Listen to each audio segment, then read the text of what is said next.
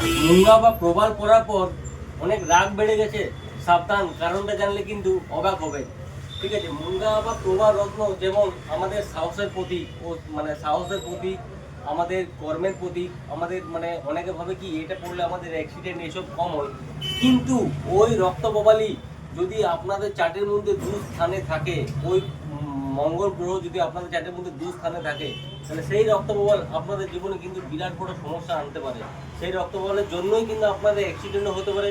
আবার সেই রক্তপ্রবাল কিন্তু আপনাদের মধ্যে একটা রাগ, একটা এগ্রেসিভ নেচার বাড়িয়ে দিতে পারে। মঙ্গল অ্যাকচুয়ালি কি? মঙ্গল হচ্ছে অ্যাকচুয়ালি আগুন।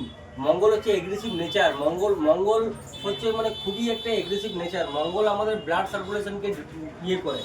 তো অনেক সময় রক্তপ্রবাল যদি ভুলভাবে আমরা যদি ধারণ করি, তো সেই ক্ষেত্রে আমাদের কিন্তু রাগ বেড়ে যাবে, ইভেন অ্যাক্সিডেন্টও হবে। আবার অনেক সময় প্রবলেমও দেখা যেতে পারে। রক্তপ্রবাল পড়ার আগে অবশ্যই বিচার করে নিয়ে রক্তপ্রবাল পড়বে। ধন্যবাদ।